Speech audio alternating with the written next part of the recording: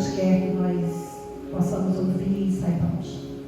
Meus irmãos, nós somos chamados para pregar, nós somos criados com um propósito, nós sabemos o motivo pelo qual estamos aqui.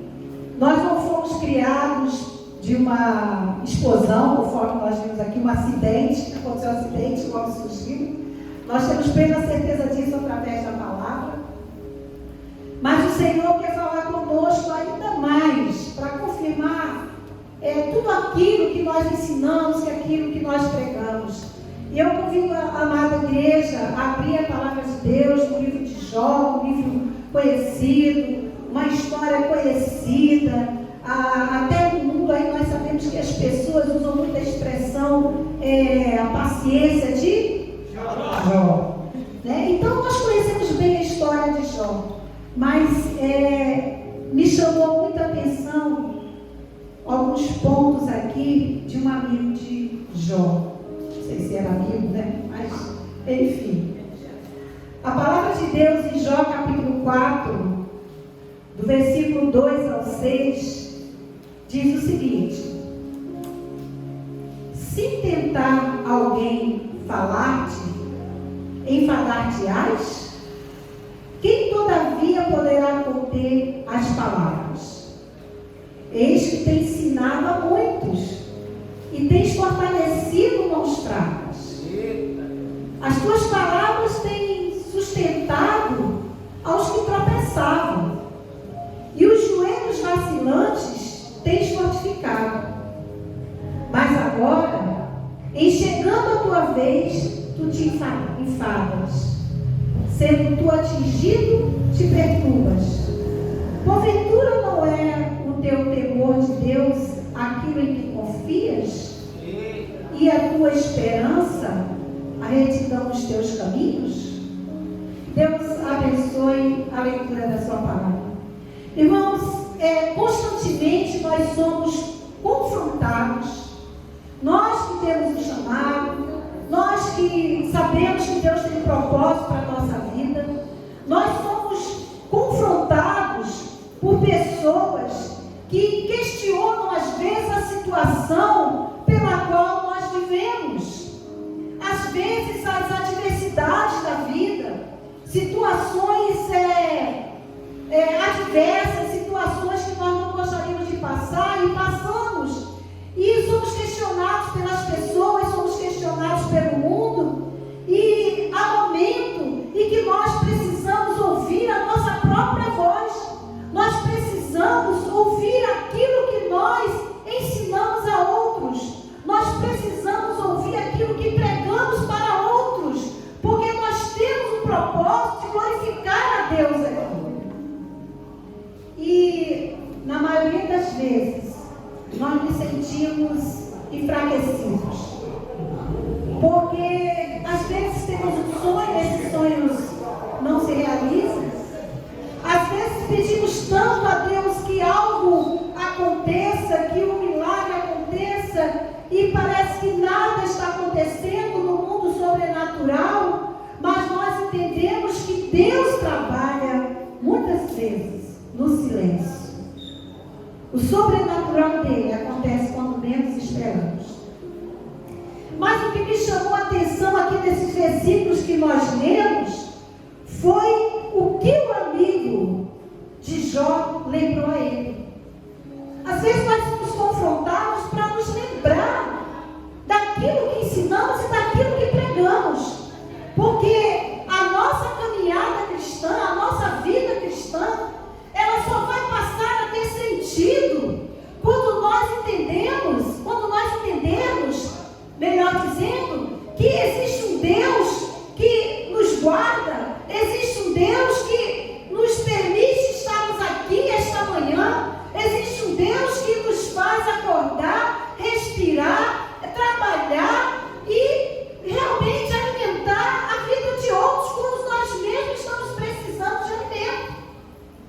Mas aqui nesses versículos que nós lemos da palavra de Deus, nós vemos então, ele faz repreendendo Jó. Jó, um homem temente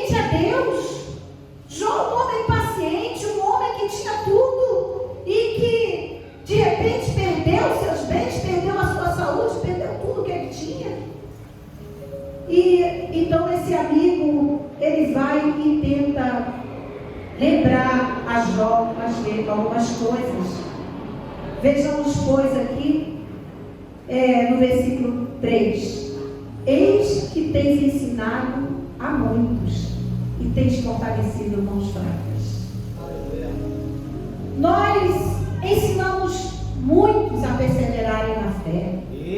Quantas vezes nós que ensinamos nos sentimos cansados, nos sentimos entristecidos, nos sentimos desanimados, nos sentimos às vezes um túnel como se não tivesse saída para aquela situação da qual nós estamos enfrentando, e aquilo está sendo diferente, porque esse amigo de Jó, ele tenta lembrar de Jó o que ele ensinou.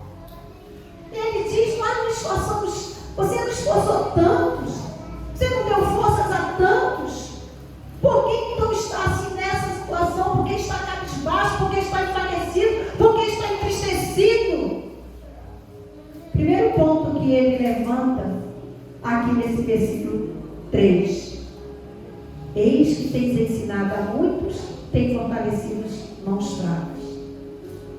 E aí ele continua, versículo 4: as tuas palavras têm sustentado os que tropeçam, e os joelhos vacilantes têm fortificado.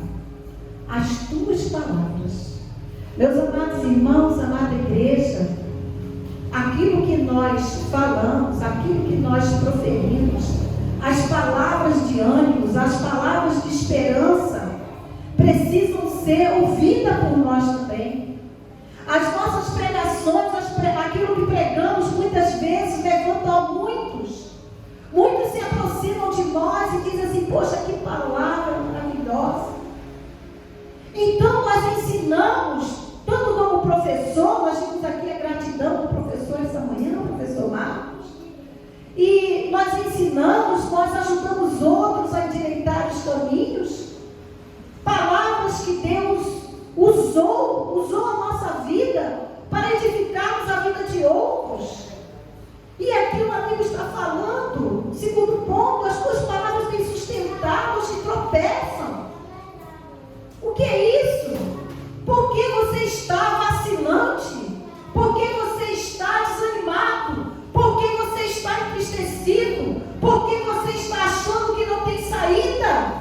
E essa palavra é para todos aqueles que têm me chamado um propósito de Deus para manifestar a sua glória. Glória a Deus. Todos aqueles que têm a oportunidade de pegar esse microfone ou não, de ir a alguém e levar uma palavra que anima, que fortalece. E aí nós vemos que ele também fala no versículo 4: e os joelhos vacilantes têm fortalecido. Então vocês vejam que o primeiro ponto, ele diz que ele tem ensinado, Jó ensinou. Depois ele diz que as palavras que Deus deu a ele, ajudou a tantos a endireitar os seus caminhos. E os joelhos vacilantes. Quantas vezes nós levamos pessoas a terem uma vida de oração? Quantas vezes nós ensinamos através dos estudos? Quantas vezes nas reuniões de grupo nós damos assistência a alguns que estão com seus joelhos vacilantes, com seus joelhos sem forças? Nós damos uma palavra de ânimo. Então, esse amigo de Jó, ele faz esse questionamento a Jó. E ele continua, porque Jó estava passando por essa situação. Jó, ele estava passando por uma situação de aflição na vida dele. Então ele diz assim, diz assim: mas agora, em chegando a tua vez, tu te enfadas? Sendo tu atingido, te perturbas? E aí eu parei para refletir. Agora o recado é claro. O recado aqui é claro. Eu prego, eu ensino, eu faço estudo, eu estudo a palavra, eu ajudo a outros que estão com seus joelhos vacilantes, eu ensino a outros que estão em dúvida. Falo tantas coisas que Deus me usa para falar.